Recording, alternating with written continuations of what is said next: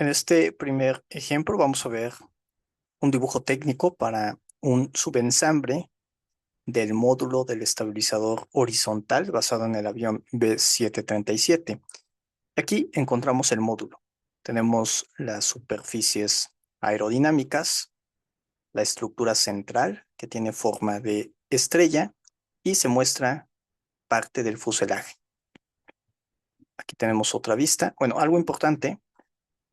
Forward viene siendo la parte frontal y lo que viene siendo un avión, la convención es que si te mueves o si miras hacia la nariz, viene siendo forward, mientras que after es como referencia la parte posterior de un módulo o de un ensamble.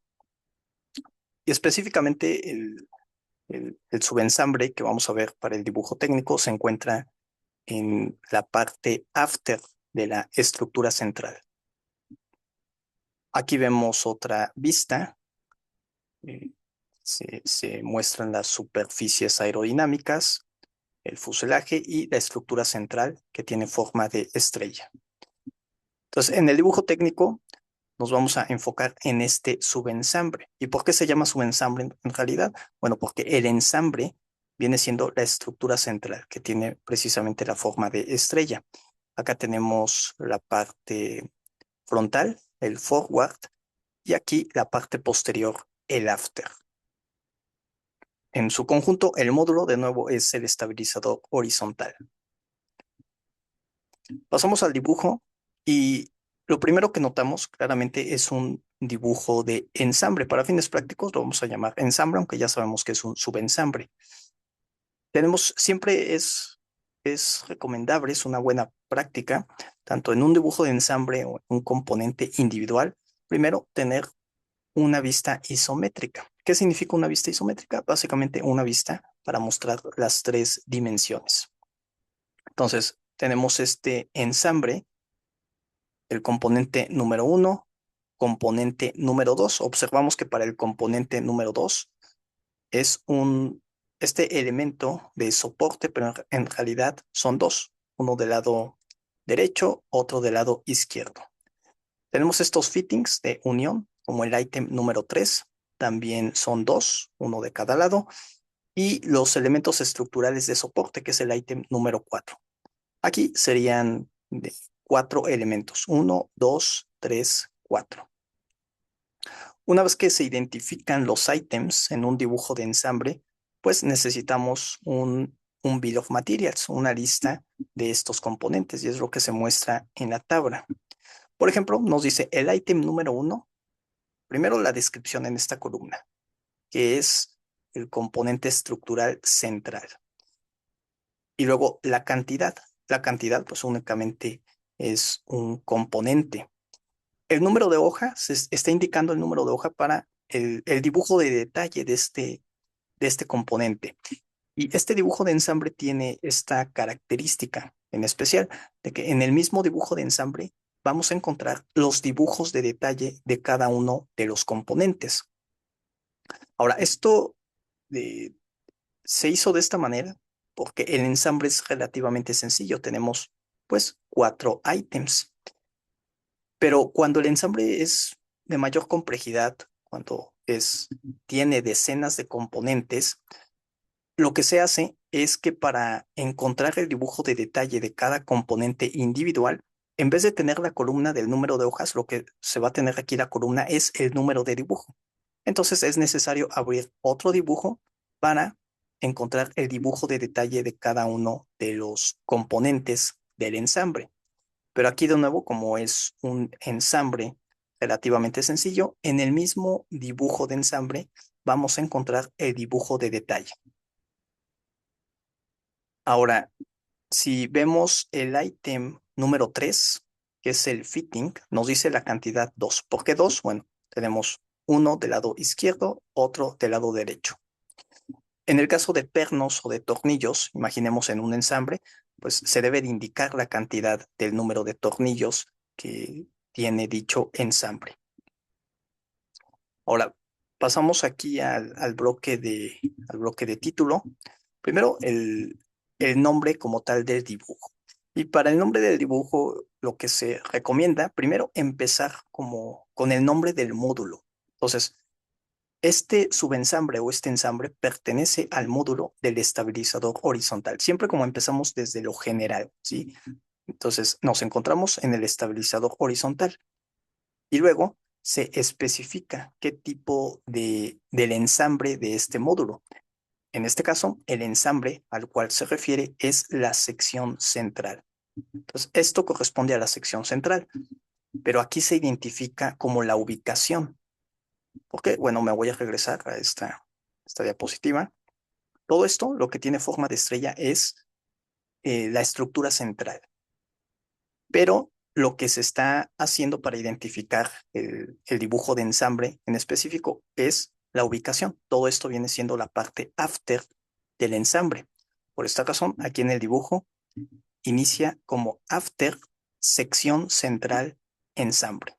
Así ya queda un poco más claro, únicamente con ver el título, por eso la importancia del título. Ya sabes en qué parte del avión se encuentra o el módulo, y luego sabes el tipo de estructura que se está indicando y la posición. Entonces, de inmediato te das una idea dónde está ubicado. Aquí en este campo tenemos el nombre de la empresa, o en este caso el nombre de la institución relacionado con mi proyecto precisamente. Tenemos el número de dibujo, lo cual es diferente al título. El título nos da una idea, ¿no? De dónde se ubica el ensamble, pero el número de dibujo es una convención interna para tener el registro de cada uno de los dibujos. El número de hojas, en total son 4 hojas. Aquí estamos viendo la hoja número 1. Aquí tenemos quién diseñó, como les comentaba. En este caso, yo fui responsable del modelo CAD, de las dimensiones básicas iniciales. Entonces, yo estoy como el diseñador. Y bueno, aquí quién lo revisa. Eventualmente se actualizó el dibujo con el nombre de mi supervisor. El tamaño de la hoja, hay varios tamaños. Este es un tamaño B. Este viene siendo el símbolo de la proyección, que más adelante vamos a entender cómo lo interpretamos. Y bueno, el peso, en algunos casos se incluye también el material, el peso, pero aquí como es un ensamble y en realidad es un dibujo preliminar, no se especifica. Eso nos lleva a las notas generales. ¿Qué son las notas generales? Bueno, en un dibujo técnico, en la primera hoja tenemos lo que se llaman notas generales, es decir, aplican para todo el dibujo en todas las hojas. La primera nota nos dice todas las dimensiones en milímetros. Entonces ya no es necesario que en cada dimensión o en cada tolerancia indicar las unidades en milímetros, porque aquí ya sabemos que todo está en milímetros. El punto número 2 nos dice que es un dibujo preliminar. Es decir, como es preliminar, no es necesario tener todas las dimensiones o toda la definición completa para las características, únicamente lo básico. Y la nota número 3, la interpretación. Es decir, ¿cómo vas a interpretar este dibujo? ¿En base a qué estándar o a qué norma? Y aquí se está usando la norma ASME Y14.5. Si ustedes revisan la norma Y14.5, la última versión, pues aparecen los símbolos, aparece cómo interpretar las vistas, las proyecciones, el GD&T sobre todo, el lenguaje de GD&T. Porque también alternativamente se tiene la norma ISO para interpretación de dibujos. Entonces siempre es muy importante cómo se va a interpretar un dibujo, qué lenguaje es el que vas a usar. Muy bien. Esta viene siendo la hoja número 1. Vamos a pasar, por ejemplo, al ítem número 1 que dice la hoja número 2. Es lo que les comentaba, este dibujo de ensamble tiene la característica que también aquí encontramos el detalle de cada uno de estos componentes individuales. Entonces, aquí tenemos el balón 1 indicando el nombre del componente, la estructura central. Ahora, observen que tenemos la escala 1 a 7, pero ¿qué significa la escala aquí? Por ejemplo, tenemos esta dimensión de 626, ya sabemos que son milímetros. Esta es una dimensión básica. Lo que significa es una dimensión teórica. 626 milímetros. Bien. No significa que los 626 se van a multiplicar por 7. No. De hecho, siempre en un dibujo técnico ya de ingeniería, las dimensiones, las tolerancias que vemos son las reales, son las que realmente va a tener el producto final, el componente. Entonces, la escala únicamente es una proporción geométrica. Si tú imprimes el dibujo, la hoja, tú ves estas dimensiones, son las reales, pero en proporción en la geometría, si tú quieres tener una idea de qué tan grande es el componente de su tamaño, pues sabes que esto lo tendrás que multiplicar aproximadamente 7 veces y así ya tienes una sensación del tamaño real. Pero de nuevo, las dimensiones que se muestran son las que al final va a tener el componente. Ahora podemos ver las vistas, la vista frontal, la vista superior, vistas auxiliares, y observen cómo en todas las hojas se dividen mediante números y letras. ¿Esto para qué? Para localizar las zonas del dibujo. Por ejemplo, aquí se está tomando una vista auxiliar, que se le está llamando la vista auxiliar D, una vista. Y entre paréntesis nos dice la zona donde vamos a encontrar la vista auxiliar, la zona B4. Como antes del B4 no tenemos otra hoja, no se está indicando, por ejemplo, la hoja 3 o la hoja 4, únicamente B4 significa que la zona que necesitamos es la de la misma hoja que aquí está. Es decir, en esta misma hoja vamos a buscar la zona B4.